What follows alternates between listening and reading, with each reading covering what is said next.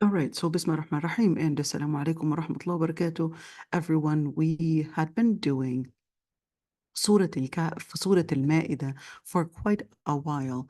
And yesterday or last class, we were doing this ayah and we went in this ayah and we kind of connected it with another set of ayat in Surah al-Mujadilah, and we also connected it with other ayat, of course, in or other hadith, and as well in terms of understanding who is a mawla and what does it mean to be a mawla or a wali. So we went in details with that, but of course, right now, hopefully, inshallah, we'll still we'll still continue with this ayah. So يا أيها الذين آمنوا من يرتد منكم عن دينه فسوف يأتي الله بقوم يحبهم ويحبونه. And we said, oh, you who believe, of course, whenever we would have that, that's basically, hey, pay attention, because if you want to be part of the mu'mineen, then just recognize that this is basically speaking to you. So مَن يَرْتَدَّ مِنكُمْ عَنْ دِينِهِ, whoever, and the word ridda we said basically means to leave Islam. Then the ayah, of course, didn't necessarily tell you what the consequence is, but the consequence, at least, let's say the threat. So here, then the ayah goes in where fasawfa, then Allah subhanahu wa ta'ala, here's that fat right there, and where that most of the times you're going to have that fa coming in, and that means you're going to put a semicolon, right there. فَسَوْفَ يَأْتِ اللَّهُ بِقَوْمٍ يُحِبُّهُمْ وَيُحِبُّونَهُ. Then Allah subhanahu wa ta'ala would bring, in other words, other people that would love Allah subhanahu wa ta'ala, and He would love them, or well, He would love them and they would love Him. أَذِلَّةٍ عَلَى الْمُؤْمِنِينَ. They would be humble, or at least the word أَذِلَّة would more be that they would be feeling and dealing with the believers like they are less of them. In other words, they don't treat them as inferior, but they would basically treat them that they're superior. Why? Because they would recognize that Allah subhanahu wa ta'ala is the one that judges who the real person of taqwa and who the real person to deserve al-karam, or to deserve honor, and that's why Allah subhanahu wa ta'ala says, "Inna akramakum indallahi atqakum." So who really is the person of taqwa here? Because they recognize that they cannot whatsoever claim that they are of taqwa, or claim that they are really those people that deserve this honor. So that's why they would be adilla.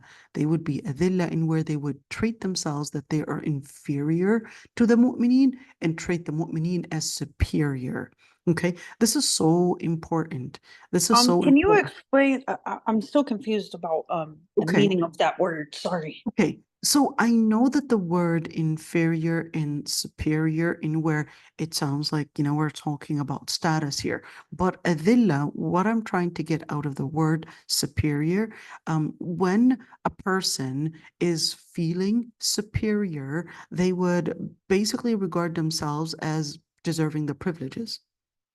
All right. So and when you're talking about somebody that feels inferior, therefore giving the privileges to the other mu'mineen. All right. So if, let's say, we're in a gathering, okay, and of course in the gathering you had other mu'mineen, you would consider that, oh, they have the privilege over me because they are perhaps better mu'mineen than myself, whether it's giving them perhaps a seat to sit on, perhaps the wealth, covering the cost, perhaps even talking to them with humility, in dealing with the mu'mineen, basically dealing with the people that you would know are mu'mineen, or at least the Muslims right there. You would treat them with lots of dignity, in where you wouldn't treat them that they are somehow of lower class. You would treat them that they are the upper class, meaning the upper level of Iman, because you would consider that what class is based on is not money, but the true value is really based on the value of faith. And you right there recognize that they could have the true value of what I may not have, which is Iman. These people, they could be struggling with their papers, they could be struggling with perhaps financially, could be struggling with what the society would consider as not making them upper class, but they have, of course, their centricity is not based on money, but their centricity is based on faith. So the mu'mineen, their centricity is based on faith. So that's why they would probably, be a dhillah. They would be completely humble with the mu'mineen.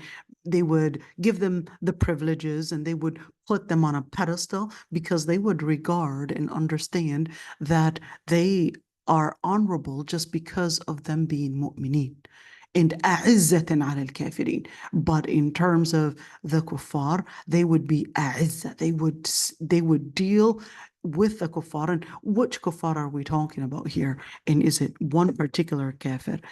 So we're here, of course, differentiating between a situation of war and a situation of da'wah. So if you're wanting to deal with the kuffar in where right now this person is presenting some form of power in order to belittle me as a Muslim, not as a person, but as a Muslim. Because I'm Muslim, this person is treating me in a low way, or this person is probably looking at me in where that I am lower because I'm mu'min. So for the praise, Allah subhanahu wa ta'ala says, أَعِزَّةٍ عَلَى الْكَافِرِينَ. When it comes to dealing with the kuffar, they would have all the honor. They would give themselves the honor, and they would give themselves, of course, and where in that situation, it's not the time, especially if we're talking about war here, they would speak in pride. They would speak in Muslim pride, present the Muslim pride in order to give them, of course, the honor, because they would regard that the confidence that this person is presenting, which is the kafir at that in this situation, the confidence that they're presenting is not confidence, but it's actually here coming from the arrogance, coming from their belief systems or coming from the systems that they're coming from, and basically trying to belittle the Islam and, of course, the Islam that you carry. So that's why he said, أَعِزَّةً عَلَى الْكَافِرِينَ, where no, they would deal with the kuffar that are, of course, right there coming to harm the Muslims, coming to perhaps belittle the Muslims. They would deal with complete pride and with complete honor. Let me give you an example here. So there's this Sahabi. His name is Abdullah ibn Hudhafah al-Sahmi. Let me write down his name. Okay, his name is Abdullah ibn Hudhafah. Okay, and we're just going to say the story and we're going to see that resemblance of how this really stands out. So he was leading an army, and while he was facing this, it was a Byzantine army. Remember, they call them Rum, but in Rum were considered Byzantine, Christian, etc. So the army, or at least Abdullah ibn Hudhafa Sahmi's army, basically, I guess, gets defeated. So he is taken as a hostage, and so are the rest of his men. They're taken as hostages. So Abdullah ibn Hudhafa Sahmi, of course, being a hostage, right there, put in his cell, and they just wanted to humiliate him. So what they did was, of course, basically not deprive him of food and water. They deprived him of food and water, and then when, of course, he was completely in a state of complete hunger, that's when they gave him wine and pork to eat. He didn't eat from it. Even though Islamically, it is actually permissible in a state of complete hunger to eat from it, but he didn't eat from it because he wanted to let that king know that if you are presenting this in order to somehow humiliate my principles, then I'm going to show you what it means to be steadfast on the principles. So he didn't eat from it until he was near death. And that's when, he basically tells his guards that even though Islam allows me to eat from that in the situation of makhmasa, deep hunger that I'm in, but just because that's upon the king's request, I'm not going to give him in any way the chance to feel the honor of his kufr. So that's when they would basically, after beating and all of that, but then they decided, you know what, we're basically going to show you another form of torture. So they bring about this huge, this huge utensil, whatever it is, and heat oil in it. And then they, attempt to dip down in this hot oil to Muslims. And they said, if you don't leave Islam, we'll basically dip them down. And he said, I'm not going to leave Islam. And I guess he thought it was going to be more of a threat. But of course, because this is Gavin, he doesn't care about you, whether you left the religion alone or not, or etc., because to them, you're going to be a target. So they killed these two people, literally dipped them into this oil and killed them. And later, they basically say, well, doing all this torture didn't help. So the king then says, okay, here's what I want you to do. Bow down to me and I will set you free. And he said, no. Bow down to me and I'll set you free. He said, no. And he said, okay, just give me a kiss. Just a kiss. Just a simple kiss. Kiss my hand. Just once. And I will free you and 300 of your people. And sure thing, he did. He kissed his hand. And he was freed along with these 300 people. Of course, 300 Muslims. Then he went to Umar ibn al-Khattab and told him the story. And Umar ibn al-Khattab said, this is a forehead. This is a person that every Muslim should kiss for what you had done and for the steadfastness that you had presented. So this is just an example of a'izzatan ala al-kafirin, in where no matter what, your pride of faith is supposed to be presenting what it means to be a strong Muslim, what it means to carry Iman in your heart, and that you're standing strong as, let's say, a representative on behalf of the religion. So there's a difference. If you're being targeted because of your Islam, to right now somehow think that it's time to be humble when you're being right there humiliated because of your Islam, and thinking that I want to show them what it means to be peaceful, what it means to be good. No, it actually is right that moment presenting nothing but cowardice.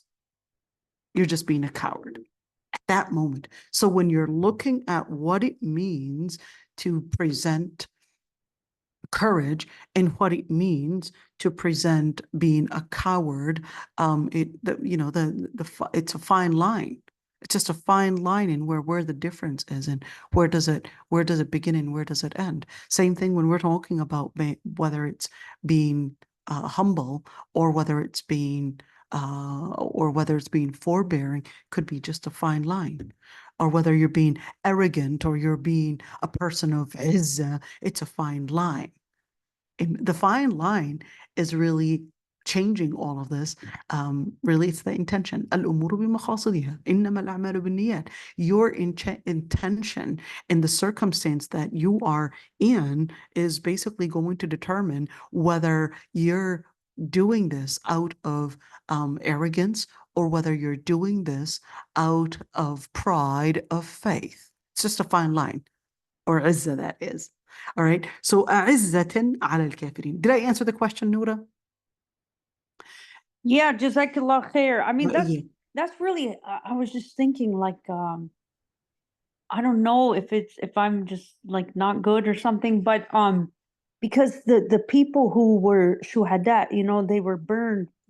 I don't know. Alhamdulillah. I Sorry. know that I know, and you would think, I mean, right there, they were burnt right there. I just can't fathom and just imagine these people actually being dipped in that hot oil and actually killed. I don't know the circumstance that he was in, whether um he thought that they were going to do it, or whether he didn't think that they would do it, whether he thought that that was more of a threat or whether it was serious. But I would assume more that he thought it was a threat and not necessarily a serious thing. But subhanAllah, I mean, that's what happened. Let's say it that way. Would it be a good thing to just say, well, here I don't want to, I guess, out of pressure, I guess whether it's say that that he embraced Christianity, for example, out of pressure just to save these two people, definitely Islamically that's permissible. And that's because to save other people, that's darura right there. But I don't know the exact circumstance. I don't know. We don't know, I guess, what he thought that they were going to do. But I mean, yeah, it's so easy to think of the story in the aftermath than what really exactly happened during that time. So that's a story that just to keep you, I guess, within the context of what do we really know about the story and what happened to these two people. And yeah, subhanallah.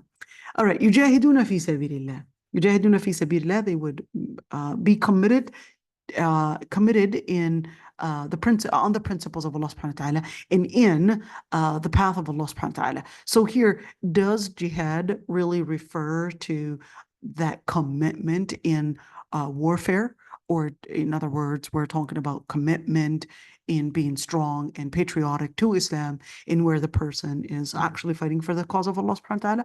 Or is this really more comprehensive to actually mean being committed to living the path and the principles of Allah subhanahu wa ta'ala? So just, keep that one in mind. وَلَا يَخَافُونَ لَوْمَةَ لَائِمٍ. And they don't fear any pressure from the word la'im, in whether one la'im to basically mean a person that is somehow pressuring them, or whether la'im is to mean a person that is an evil person trying to somehow give that type of pressure on the mu'min in order to change their commitment to the religion. Okay, so ذلك فضل الله يؤتيه من يشاء, and that's basically فضل الله, basically the blessings from Allah subhanahu wa ta'ala. يؤتيه من يشاء, he would grant it to whomever he wills. والله واسع عليم, and for the Lord Almighty is wasi', to mean expansive, and we're here expansive that would only be wasi' in terms of good things. Okay, wasi' in terms of good things, and where he's expansive, he encompasses all, because muhit as well, in where ahata everything and encompassed everything, whether it's knowledge or whether it's in of course in his izzah, or whether he's wasi' to be, of course, encompassing all the powers, wasi' al-rizq as well. All right, so let's continue right there. And we said that there were 4 different matters or 4 different issues that al-Qurtubi wanted to discuss in regards to this ayah. So he said, مَن يَرْتَدَّ مِنكُمْ عَنْ دِينِهِ. This is shart. What is shart? So in Lugha Arabiya, there are certain letters, or certain, of course, we would see them as prepositions. So certain prepositions or letters, they would actually give also one side, which is that it's a condition. But every single time when you would put a condition, of course, you're going to say, okay, if that condition is not met, what is the consequence? And that's called basically jawab al-shart. So here he said, well, مَن يَرْتَدَّ مِنكُمْ عَنْ دِينِهِ, whoever would leave the faith. This is basically right there in where it's telling you, well, that, you know, in circumstances, in certain conditions, then this is what is going to happen. Then فَسَوْفَ. Then Allah subhanahu wa ta'ala right there, this fa right there is separate from the sofa. And I don't mean separate in writing, but I mean it's a completely different, I guess, category, because the fa would actually give the reasoning for something. This is fa. Then what would happen, or the consequence would be, the reason to this new, let's say, situation is because of what you had done, which is leave the faith. So the word sawfa is actually speaking of future. So in the future, we're speaking about sawfa, in where sometimes, so there are a hadith that basically had warned us from using sawfa, but this is in a context in where you're procrastinating to do a good deed. That's what Islam would consider as, no, don't procrastinate. I will one day memorize the Quran. I will one day study this. I will. No, don't procrastinate. So this procrastination is from shaitan. But this فَسَوْفَ, because Allah subhanahu wa ta'ala was basically the one using it, then this is a threat. Then Allah subhanahu wa ta'ala is right there threatening those that would leave the faith, in where whoever leaves the faith, then that's what is going to happen. In their فَسَوْفَ, the Lord Almighty, يَأْتِ اللَّهِ, then the Lord Almighty will bring people that He loves and they love Him. All right, let's see. In another qira'ah, مَن يَرْتَدِدْ. Just keep that one in mind, in where, anyways, just, you know, just keep in mind in where the letter with a shadda is anyways really the letter multiplied, the same letter multiplied twice, in where one of them is sakin and the other one is mutaharrik. So we've got this dal right there would have a sukoon, and then the other one would have a fatha, in where it would be mayyartaddid. Okay, yartaddid. So that's why the Arab, they basically had put them together and made it into yartadda, for example. Shadda, not shadda, and then do it in that way. So that's why you would always have a fatha or a dhamma or a kasra be on the shadda. The shadda can never have a sukoon on it, period. It is impossible, all right? Because the whole idea is to bring about the stress. And what the stress really is, it's a combination. We're talking about etymologically speaking. It is a letter that is sakin along with a letter that is mutaharrik, basically a letter that has sukoon, the same letter, and a letter that has a haraka, whether it's a dhamma, fatha, or kasra, that are combined together, fused together into that shadda word. So the other qira'ah, may yartadidi, in where you could yartadid, in where you could see in it was not necessarily giving you the sukoon here and a fatha right there, and therefore may yartadid, in where it was right there giving it that jazm, in where it's giving you a confirmation and an affirmation right there. Whoever is to commit, of course, leaving the religion, then that's what the Lord Almighty will basically replace them with. And of course, here Al-Qurtubi said that this was one of those prophecies in the Quran, because ridda didn't, or leaving the religion, didn't actually happen until really later on, where it was a trend to leave the religion after the death of the Prophet ﷺ. And the Prophet ﷺ was basically right there giving, of course, in the Quran, it was a prophecy in where in the future, there's going to be a wave of leaving the religion, which was during the time of Abu Bakr as-Siddiq, when you had two types of leaving the religion. The first type, of course, those were Ahl al-Ridda after his death. The first type was leaving the religion entirely and basically refusing the whole religion completely. And the second type where they were refusing to pay zakah and regarded that zakah after the death of the Prophet ﷺ was going to be something that was not mandatory. But Abu Bakr as-Siddiq basically fought Ahl al-Ridda. Ahl al-Ridda in, of course, the battles of Hurub al-Ridda. Of course, he was definitely victorious in them, and certainly you saw that of course the Ridda, you could see he said that they were basically in two different kinds, in where one kind was number one, nabd sharia, everything in sharia, and basically did not want to apply it. And the second one was to leave paying zakah. And of course, you could see in where Bakr as-Siddiq fought all of them and sent Khalid ibn al-Walid with armies in where basically, of course, fought those that had left Islam, or at least left applying Islam, and those that had considered that zakah was not obligatory. And of course, you know, the details of Hurub al-Ridda, that's a whole thing that we would know in Islamic history. Okay, فسوف يأتي له بقوم يحبهم ويحبونه. So certainly here in where it's a description, he said موضع نعت. So in nat would more be a descriptive thing, and where it's giving us a description, some descriptive details in where, well, what is going to happen to those that basically don't leave the religion. So if you're to look at, let's actually take that ayah right there. Where is that ayah? Where am I? Okay, here we go. This is it. So what you see right there, and where Allah subhanahu wa ta'ala didn't say that those that had left the religion, what would happen to them? No, he said what they would be replaced with. They would be replaced with people that love Allah subhanahu wa ta'ala. All right. So if we were to look at, well, what would happen to this person, this actual person that left the religion? What would happen to them?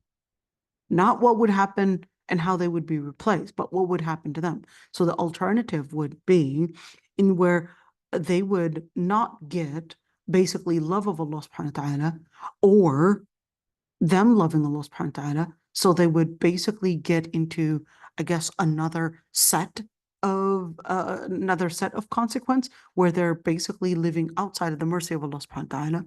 They're definitely going to be living in where they're going to be the ones to find their own support and not necessarily the support of Allah subhanahu wa ta'ala. And يحبهم أذلة على المؤمنين, and you'll see those that had left the religion, when they leave the religion, they would leave it entirely, and then they would have some form of arrogance. And this is so common that you would see on social media, in where somebody probably most of the times didn't even know much about the religion, leaves the religion, and they would always use the name that they were ex-Muslims and present themselves as ex-Muslims, and you would discover they couldn't even read the Fatiha. I love those videos when Muhammad Hijab, in where his videos, that many times he would get somebody saying that he was an ex-Muslim, and he'd say, you know what, read the Fatiha for me, and they would stumble against the first or the second ayah right there. It's just exposed that no, you weren't an ex-Muslim. You didn't even know anything about the religion for you to claim that you were somehow an ex-Muslim. Does that mean that every ex-Muslim is so? The answer is no. It can happen that someone can perhaps even memorize the Quran, but then at the end, just because the person memorized the Quran or somehow took some Islamic studies degree, etc., it doesn't mean that they can't go into a misconception, they can't go into some form of shaitan overcoming them. It can happen, but of course it's something that Allah subhanahu wa ta'ala was telling us, then where they would then become a'izzatin ala al-mu'mineen. So that we're switching these two words. Why are we switching them? Because we're switching the situation here. Okay, this actual ayah is describing the mu'mineen and how they would be. In other words, the people that leave the faith, they would be in an opposite situation, in where they would be أذلة على الكافرين. So if you're changing the situation, you're either going to be saying أذلة على الكافرين, they would be humiliated by al-kafirin, or you're going to say right there أعزة على المؤمنين, in where they would, so you're either changing this word to or this word, but the meaning is the same, really. All right. So they would be either عزة or you're على الكافرين, or they would be أذلة على الكافرين, sorry, or they would be أعزة. Am I doing this right? Okay, now I'm getting confused. They would be either أعزة على المؤمنين, or they would be أذلة على الكافرين. Okay, so in other words, we're changing everything because they would be acting in a way of pride and arrogance with the mu'mineen. And with the kuffar, they would start acting in some form of complete humility, I don't want to say humility, but I would say where they would feel that because they had left the religion, that is, that person left the religion, they would somehow feel that they are doing this in order to gain some privileges from the kafirin. So they become really going after them, seeking any form of support, any form of giving them any privilege, etc. And of course, al-kafirin, just like throughout history, in where, let's say, the king of Iran, even though he helped the U.S., and of course gave all the support to the U.S. eventually. Yes, he was brought to the U.S., but later on, of course, when Iran said, here's what, I'll basically free the hostages during the time of Ronald Reagan. I'll free these hostages, but on a condition that you would give this ex-king back to us. Because we've got some work to do, and we're going to deal with him. And sure thing, America gave up on its own ally to their people, okay, to his people, basically. And what that meant, they knew very well that what that meant was an execution to their ally, to this guy that supported them. But hey, if it means freeing these hostages that were taken by these Iranians, if it means freeing them, yeah, you know what? Take back your king. Well, we don't care about him anyways. We're done with him. We're all set with the business that he basically was giving to us. And yeah, you know what? Go ahead.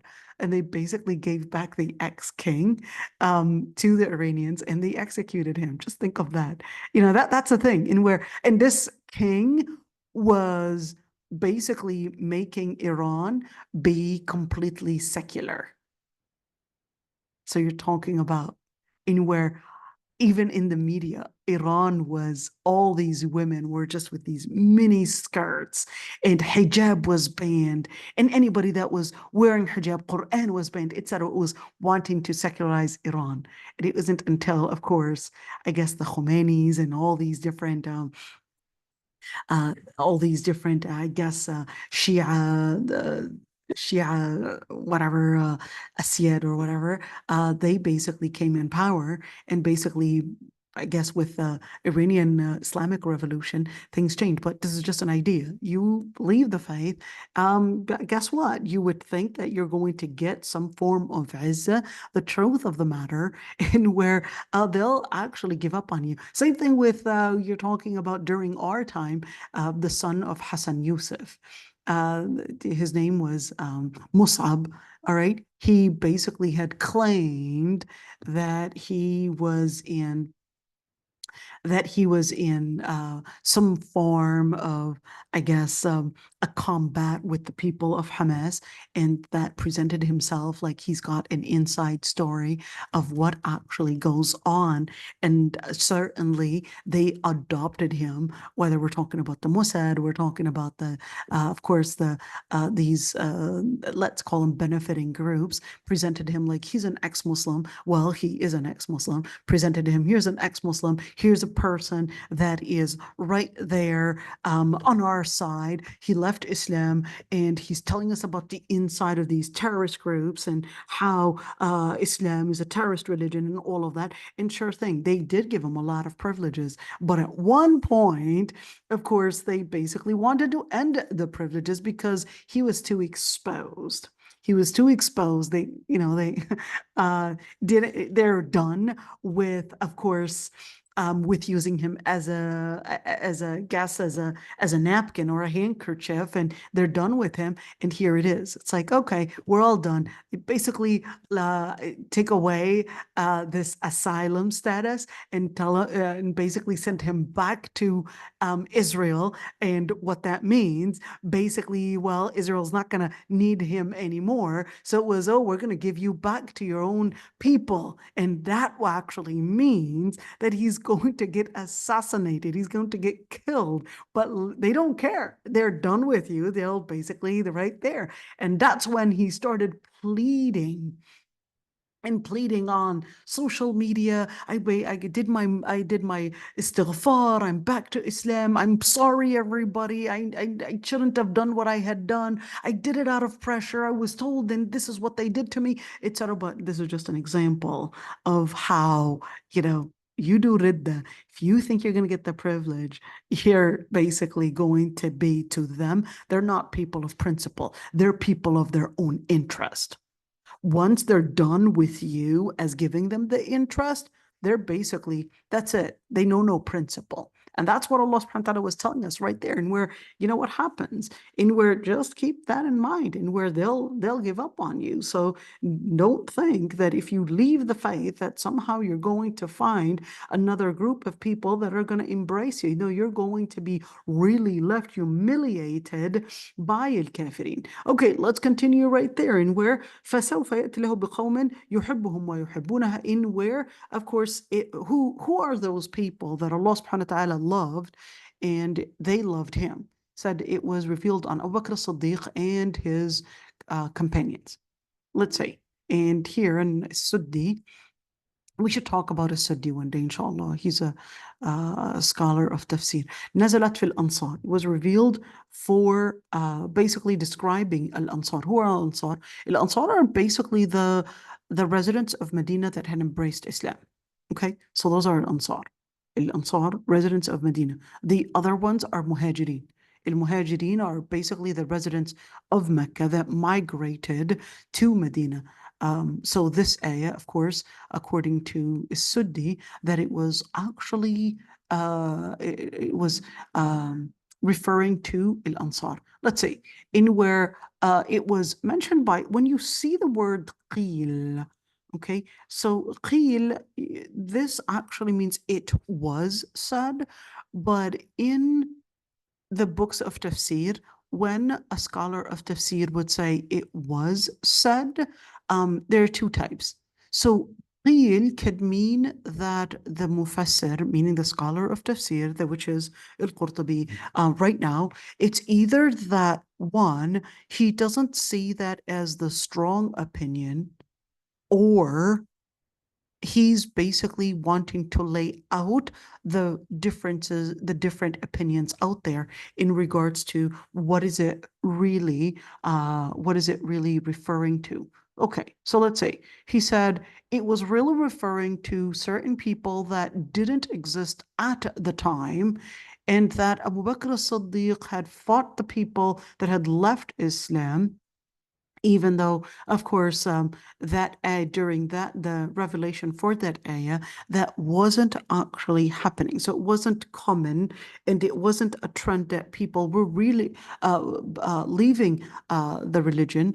And here Allah subhanahu wa ta'ala was basically speaking about the different groups that were already alive in Yemen from the tribe of Kinda, Bajila, and Ashja', in where what really, of course, what, let's say, support or at least jihad that they would present right there. So this is basically in where speaking about what tribes are going to leave the faith and what tribes are going to basically support, in where on the other side, let's look at this ayah, in where in one side, those that would do ridda, what they would give support is for al-kafirin.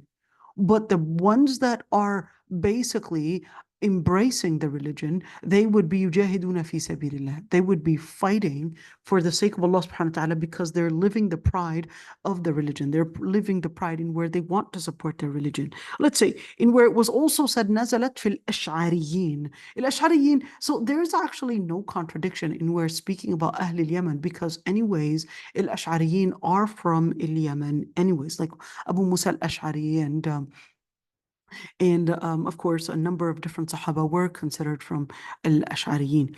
And it's here he said, well, this actually happened in where, of course, a number of different Sahaba from al-Ash'ariyin, in where what happened. Let me just give you an idea. In where the Prophet ﷺ was in Medina, okay? During the early stages of Islam, the Muslims in Mecca were facing torture. And the torture was so unbearable that many of them had to search for a place to basically be safe in.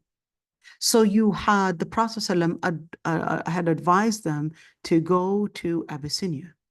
So they go to Abyssinia, which is Ethiopia today, because he told them that the king was going to be a just king. Now, that's where a group, so we're talking about 70 Muslims, 70 and so Muslims had actually went to Abyssinia. But then later on, of course, you had a group of Muslims, which are al-Ash'ariyin, they embraced Islam, and they basically were in Yemen. So they were really wanting to head towards Mecca, but they got lost in the way, ironically, because remember, it's basically a desert. So instead of going north, they ended up going south. They ended up going where? Well, they ended up going to Abyssinia. So they went to Abyssinia, but then they attempted to go back because they wanted to be with the Prophet ﷺ. But the people and the Sahaba that were in Abyssinia, Ethiopia, they basically suggested that it would be safer to embrace and practice the religion in Ethiopia than actually go to Mecca and, of course, be a minority of Ash'ariyin and be a Muslim minority in a place that was already targeting Muslims. So then they basically stayed in Abyssinia because they basically had taken their advice, at least the Muslims that were in Abyssinia. It isn't until later the Prophet ﷺ went to Medina.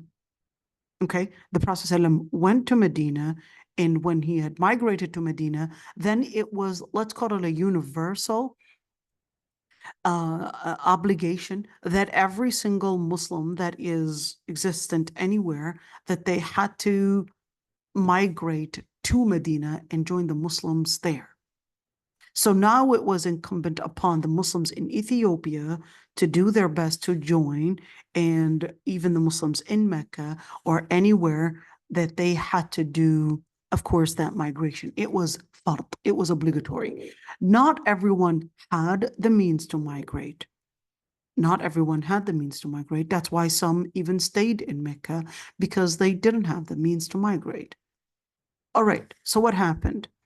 So the Prophet ﷺ was sitting with the Sahaba, and then he tells them that you will be getting men whose hearts are قلوبهم أنقى للإسلام منكم, whose hearts are actually softer to the religion of Allah subhanahu wa ta'ala than you. So what is he describing them as? That they're actually soft-hearted. And the following day, who came? Well, the ones to have come are basically the people of al-Ash'ari, Abu Musa al-Ash'ari and his friends. They were the ones that actually came and were meeting, I guess, the description in where that they would have their hearts actually so soft to the religion of Allah subhanahu wa ta'ala. So just keep that one in mind. But later on, of course, you had and where you had later on, hold on, just maybe I can get that for you. In where later on the Prophet ﷺ, had basically spoken about the different groups that were even from Yemen, who basically started also leaving Islam. So whether we're talking about Yemen or Oman or even Al-Imarat, UAE. So that was going to be a trend in where certainly that's what happened. UAE did not exist at the time.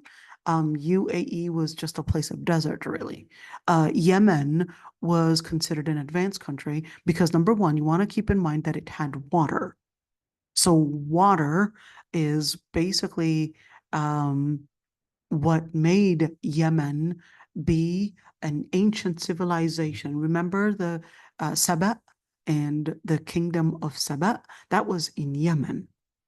So the kingdom of Saba being in Yemen, and why did it basically have that? Well, water and the existence of water is basically what helps the creation of a civilization.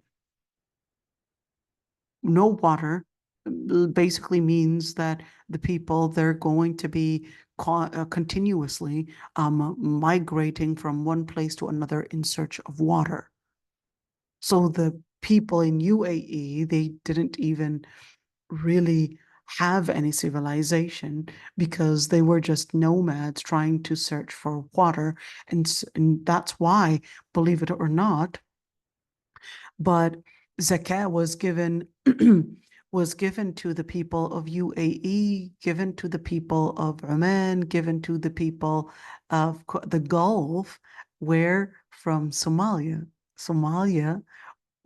They were paying their zakah on the hungry people of the Gulf. And even the people, the Muslims in India as well, they were paying their zakah to the hungry people, the unemployed people of the Gulf. Just imagine that. And we're talking about India, we're talking about Bangladesh as well. So we're talking about once upon a time, the Bengalis, the Indians, the Somalis, they were paying their zakah to the hungry people of the Gulf. And right now, you go to the Gulf, now they'll treat you like you are really nothing. You've got no rights. They'll actually employ you for your own starvation. This is real. For your own starvation. And this is al-a'rabu ashaddu kufran wa nifaqa. This is what's representing today, in where Allah subhanahu wa ta'ala said that al-A'rab are the worst people in their hypocrisy and in their kufr. What is al-kufr? Al-kufr is denying the gratitude. Al-kufr is denying the religion. Al-kufr is denying the principle. Once upon a time, you were getting our zakah. Now, you had forgotten that your ancestors would not have existed if we did not actually give them the Somali zakah or the Indian zakah. And now you're basically dealing with these Muslims like they're nothing. This is ashaddu kufran wa nifaqa. I wish it had left at that, but no, right now, who's actually supporting all the wars in Libya, supporting the wars in Sudan, and committing all these genocides in Sudan, or even supporting Israel. Israel, everybody, look at that. You can't go, you can't go any worse. UAE. Believe it or not, Allahul Musta'an. So this is basically, so here's a question. Are they still Muslim? The answer is no. I'm not talking about each and every single person that is from UAE, okay? I'm sure they're great salihin, all right? They're imprisoned and we know that for sure. But I'm talking about those that are accepting and planning for all of this. And where just the idea of supporting against the religion, that's kufr in itself, even if the person actually prayed. If they're supporting against the religion. In other words, they're working against the religion. They're basically sponsoring all the killing of all these people just to fight any possibility of getting Islam into power. You know, the ones that actually stood against the Muslim activists in the West, you know, we're talking about in the West. So we're right there in the West. It's like basically trying to support Muslim rights, and who was actually wanting to warn the West of Muslims. Like we're already being, we're already right there being targeted. But then UAE basically stands up and says, hey, don't let them abuse your system and give rights to the Muslims. No, you need to suppress the Muslims. You need to close down the masajid. This is who? This is UAE, basically right there. Ya Allah, Telling that's the West, subhanallah. this That's is real. crazy. Yep, telling them to close down the masajid and close down the different Islamic Here? organizations. Yeah, yes. For Allah. Yep, this is real. This is real. And they were open up these funded and well-funded organizations in order to bring about those, you know, ex-Muslims and anti-Muslim groups in order to basically work against Muslim activism. So just think of that. This is kufr on the spot. This is kufr on the spot. And even if you wore an, you know, that, I don't know, the white hatta or whatever they call it, shmag, or I don't know what they call it, but at the end of the day, that's basically what it looks like. And where they're actually targeting, same thing, targeting every single Muslim activist. And where, of course, you know, you would see, and same thing, you're talking about Saudi Arabia, same thing, targeting those that are wanting to be simple, just active, in where who's basically imprisoning scholars and letting who to get funded with millions and millions of dollars are basically those that are opening the so-called entertainment clubs. And you know what that means. Just imagine that. It became viral. A man, he basically did on Twitter, a video of his own home. He said, right next to my house, a pole dancing club is opening here in Saudi Arabia. And here it is. a place for dancing is opening right next to my home. How is this acceptable? How am I going to raise my daughters? And because of him putting this video and we're refusing that there would be a disco place, basically, right next to his house and putting it online, he basically got imprisoned and was indicted of causing a disruption to the stability within the society and got imprisoned for 4 years.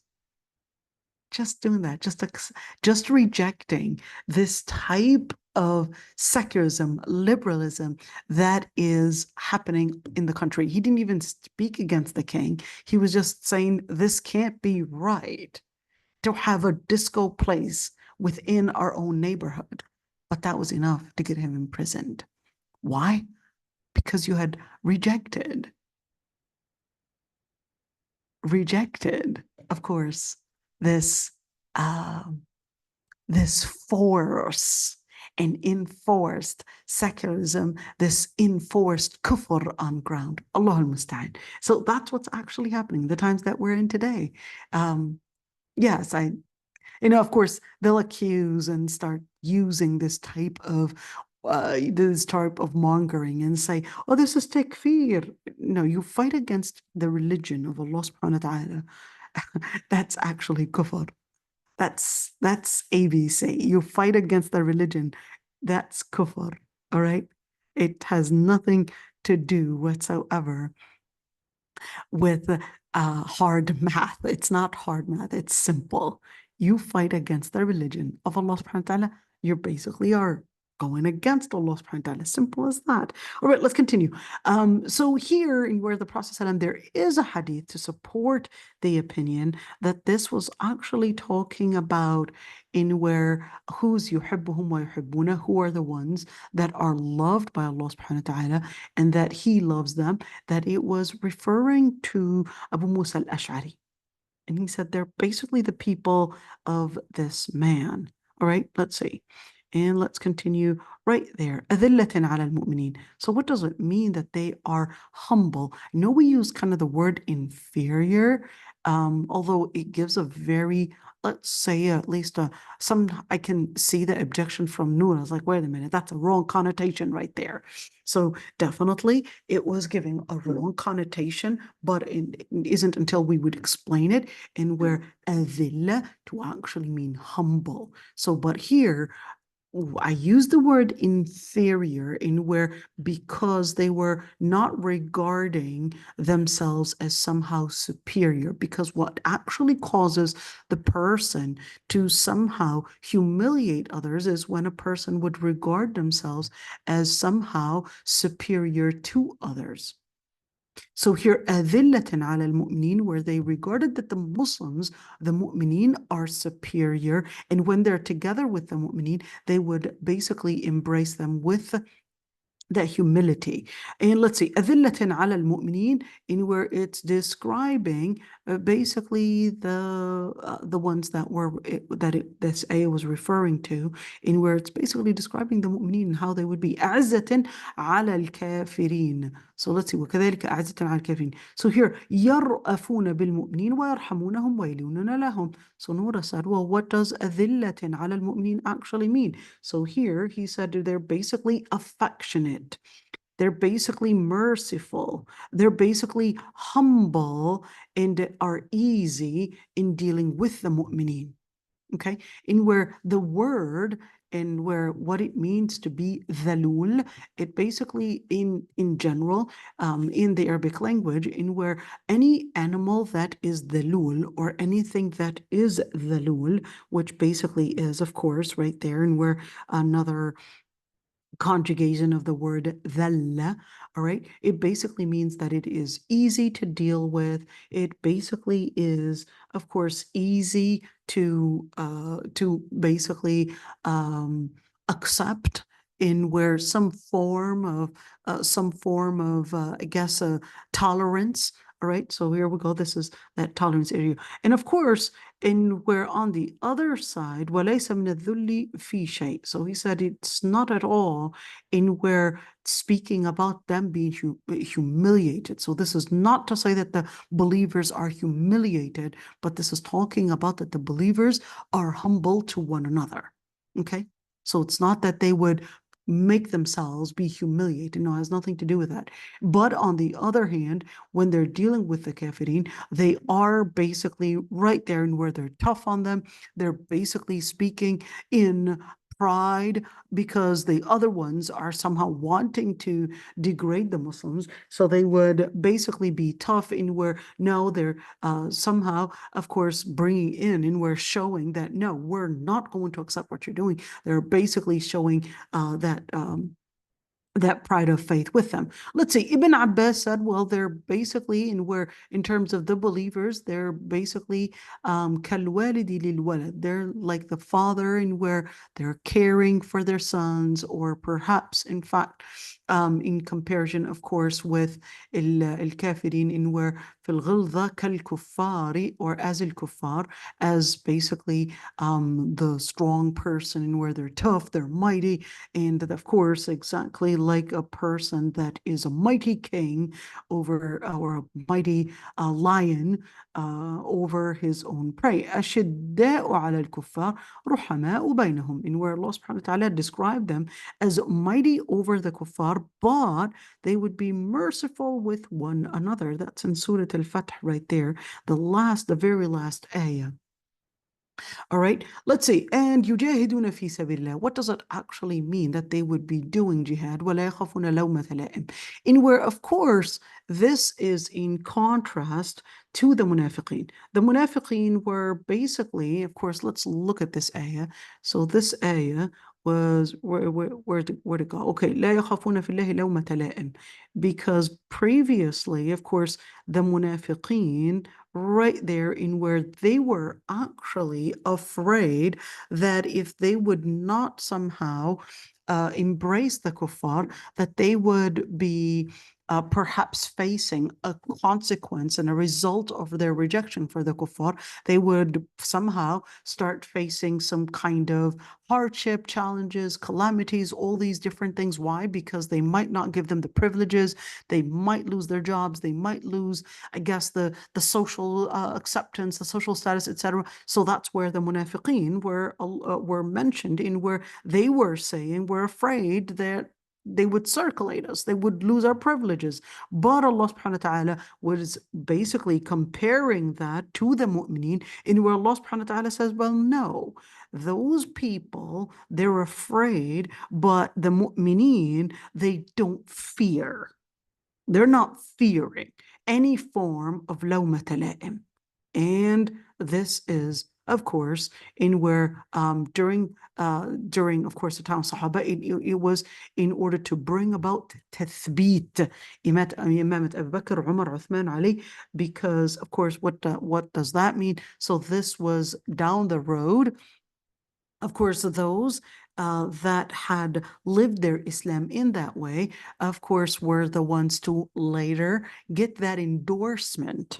Okay, that endorsement in where Abu Bakr as-Siddiq, Umar ibn Khattab, Uthman, and Ali were the ones that fully embraced, of course, fighting during the wars of Ridda, and simply laying out the foundations during the wars of Ridda. So this was more, according to al-Qurtubi, this was more of a prophecy in speaking about later, فَسَوْفَ يَأْتِ اللَّهِ, where Allah subhanahu wa ta'ala will bring. In other words, this didn't happen yet. That's why al-Qurtubi was saying that this is a prophecy, because it said فَسَوْفَ يَأْتِ اللَّهِ, and where this is a prophecy speaking about the future, in where during the time where there's going to be a trend of leaving Islam, there's going to be a group that will be loved by Allah, and they would be loving Allah subhanahu wa ta'ala, and they would be a'izzatin ala al-kafirin. So what happened? Who are the kafirin? Well, they're basically the murtaddeen in this context, in where they would have that pride of faith. And what would they do? Well, they would fight for the sake of Allah subhanahu wa ta'ala, despite or perhaps those that would somehow warn them or somehow try to make them fearful of going to the target of bringing in, of course, Islam. So let's say, and of course, he was basically saying, so this is supporting and bringing in, of course, that endorsement to the future of those that will, or in the future, those that will basically fight al-Murtadeen, and basically in where they would be wali awliya Allah. They would be the ones to be considered as awliya. So what is a wali? We talked about that in detail last time. So another word for a wali, in where they would be the ones to bring about authority, of course, for the religion of Allah subhanahu wa ta'ala. In other words, they would basically be the ones that are close to Allah subhanahu wa ta'ala, the ones to embrace the principles, the ones to basically not be fearful of standing and supporting the religion of Allah subhanahu wa ta'ala. Okay, so here there is another tafsir where it said that no, this isn't necessarily specific to the future during the time of al-Ridda and so forth, but this is al-ibra bi'umum al-lafzi la bikhusus al-sabab. So what does that mean? So well, that means al-ibra, let's write that down, al-ibra bi'umum al-lafz la bikhusus al-sabab. Okay, I'll write it right there. Okay, so in where al-ibra bi'umum al-lafzi la bikhusus al-sabab. So the whole theme is really in the generalization of the wording and not necessarily specific to a specific for only whatever it was revealed for or in regards to. So that's why he said, well, it was said that it was am. In other words, it's a general statement. It's not referring to anything in particular. Whoever is to fight al-kuffar until the judgment day, in other words, at any time, the circumstances are basically met. There's a trend in where, of course, you're basically right there, whether being steadfast or fighting for the sake of Allah subhanahu wa ta'ala, you're doing your work, etc. Then in that situation, you would basically be from awliya Allah subhanahu wa ta'ala. ذلك فضل يؤتيه من يشاء. And of course, this would basically be the blessing of Allah subhanahu wa ta'ala, and where it said ibtida'un wa khabar. What does it mean, ibtida'un wa khabar? So this would basically mean that after the sentence was complete, so all of this ibtida'un wa khabar, in where ذلك فضل يؤتيه من يشاء, in where it's a statement, it's a complete statement, in where right there, ذلك فضل الله, that is from the blessings of Allah subhanahu wa ta'ala. And what happens? Well, يُؤْتِيهِ مَن يَشَاء, it would be given to whomever basically he wills. And وَاسِعٌ عَلِيمٌ وَاسِعُ الْفَضْلٍ, where he is expansive in the blessings and he is knowledgeable in, of course, the situations that people are in, and certainly aware of what is best for the creation. What is best for the creation. And of course, you could see in where this was actually a quote from Nahas. Okay, so yeah, and keep in mind when we're talking about the names of Allah subhanahu wa ta'ala, it depends on the circumstance. So if, let's say, a person is committing sin, okay, the person is not stopping. So in that situation, we're going to be focusing on letting the person know that Allah subhanahu wa ta'ala is shadidul iqab. If the person is heading towards repentance and the person really is displaying complete regret, then we're going to say, well, I don't want you continuously beating yourself. Allah subhanahu wa ta'ala, look at the angle that Allah subhanahu wa ta'ala is Ghafurun Rahim. So how do we live? Is that a contradictory? It's not a contradictory. It's basically embracing the names of Allah subhanahu wa ta'ala, in where you're trying to channel yourself towards living the basically hidayah, and towards becoming a better person. So if you're trying to become a better person, and you might, and that's why, maybe what would be helpful, in, well, they used to say حسنات or سيئات الأبرار حسنات الأشرار. Let's do it again. Let's write that down. Okay, so we're gonna write that down. سيئات الأبرار حسنات الأشرار. Okay. Is it سيئات الأبرار حسنات الأشرار? And okay, here we go. So what does that mean? In where the sins that people that are considered pious, for somebody that is evil, to them, that's a good deed. So what does that mean? Let's say a person that is a higher level of Iman. A higher level of Iman person just missing out on one prayer, that's to them like the end of the world. I actually missed a prayer. I actually missed my salah. What happened? What did I do? Was it something that's making me weaker in my iman? What is causing all of this? And they would probably cry, and every single time they would remember it. That's a person that is bought. But for a person that is basically leaving their prayer just to pray 2 prayers, Dhuhr and Asr, hey, I'm actually becoming a better person. So that's basically right there in where sayyi'at al-abrar, the sayyi'ah, the bad deed for a person that is pious is considered, for a person that is struggling with their iman is actually considered, I've done a good deed. So for a person that is struggling with their deen, I actually prayed 1 fard today. Thumbs up, you're doing a great job, keep it up, good. So if a person, hey, they couldn't pray 5, but they prayed 1 prayer. So that's basically, hey, but a person that is doing 4 prayers, always missing out on Fajr, they're actually It's considered. kind of like how how you see the glass half full, how there's Right, 2. Yeah. right. So that's the same way. And even when you're doing dawah, I think it's important to give this support. So if somebody, let's say they're praying, let's say 4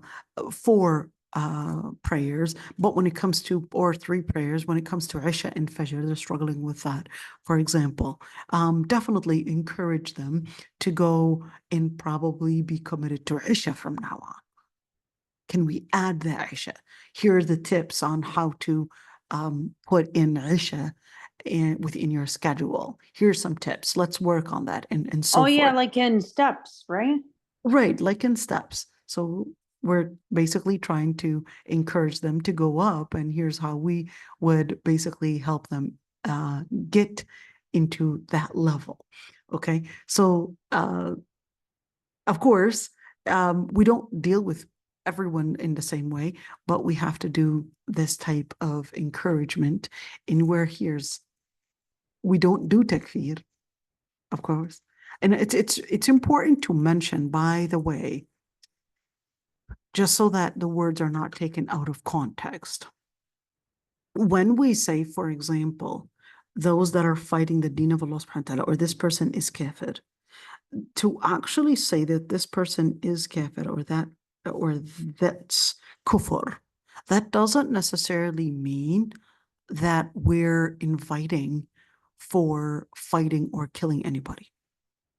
Those are 2 different things.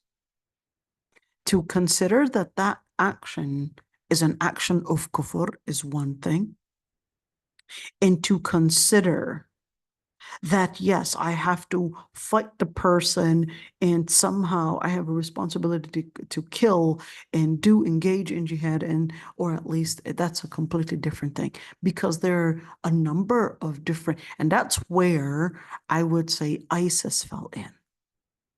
ISIS confused these lines. They didn't have fiqh.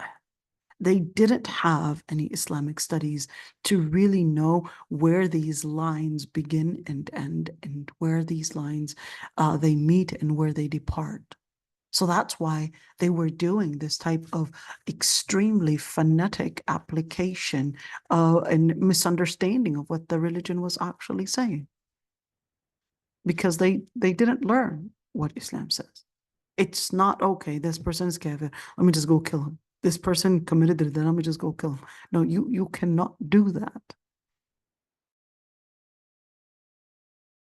You cannot do that. You're not the one that determines that. There's a whole system. Even if a person did commit ridda and left the religion, we don't just go and start, okay, this person left the religion. There has to be a set of different ways to approach this person to help them find answers to the misconceptions and whatever that probably led to them leaving the religion. So there has to be the scholars that they would sit with, and etc. And by the way, throughout Islamic history, after Hurub al-Ridda, of course, very, very few people had left Islam. And even within the Khilafah al-Islamiyya, even when there were cases that went into some form of whether it's a bid'ah mukaffira or whether it's a form of actual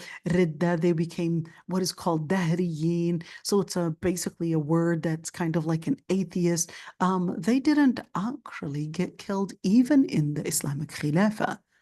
So then the scholars had differences of opinions on whether only is it for the person that committed ridda, in where if they're actually proselytizing their ideas, or whether it's just by them.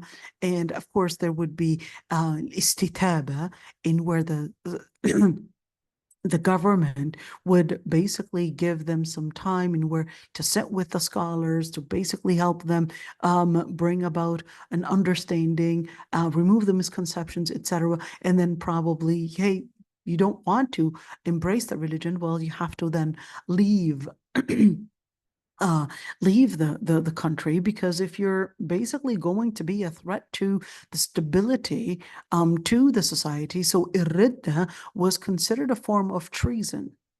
Irridda was considered a form of treason, and therefore, definitely, if the person is going against, of course, even in America, if you openly had called for communism, you're right there going to be basically considered as committing treason in America. But where did the democracy go? No. There are certain ends where democracy tells you that no, you cannot open up such subjects or embrace such ideas because they contradict what the country is founded on.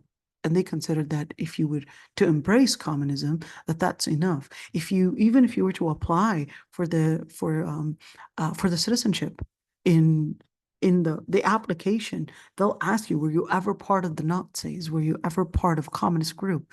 Were you ever somehow, even though, let's say the person is a communist, okay? Let's just assume, not support, but let's just assume this person was a communist. If we were to look at the whole idea of, hey, you're free to think whatever you want, but then why did the freedom to think whatever you want is basically not including a person that believes of communist ideas. It's not that I'm in support of communist ideas. I'm just here, laying out this debate right there, and where what I'm trying to basically present in where even in countries like in America or China or whatever country that is, they are founded upon a set of ideas that if you were to embrace any idea other than the idea that the government or the country considers, it was contradicting the ideas that it is founded upon, that's enough for you to be accused of committing treason and for you to basically not have equal rights, even if you were actually born in America, even if the law from another direction actually gives you the right to be a citizen. But no, the government basically can strip your citizenship away from you just because you embraced ideas, even if you didn't act upon it, just because you embraced ideas that contradict the ideas that founded that country. Well, Islam is the same thing.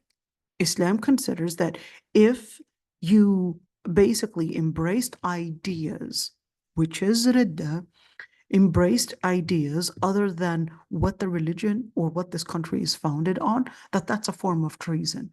And therefore, the country, the government basically reserves the right to, in that situation, give you the chance to basically review and have scholars help you understand where you went wrong and how you misunderstood this, and give you some time of istitaba. Then the scholars had, differences of opinions on how long does this istitaba take. Is it 3 days? Is it 3 months? Is it 3 years? Is it forever, as long as the person is not proselytizing and marketing, and spreading these ideas, or as long as the person is not actually being a combatant?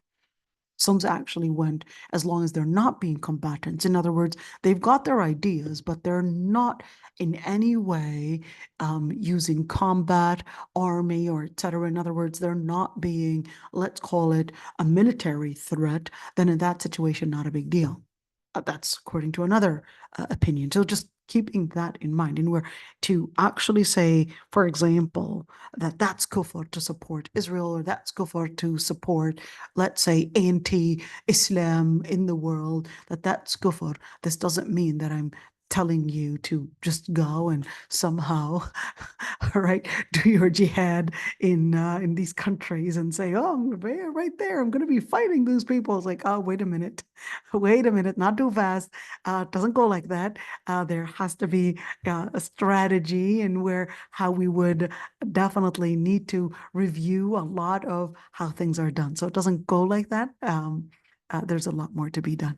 So سبحانك اللهم وبحمدك نستغفرك ونتوب إليك نشهد أن لا إله إلا أنت. Any questions?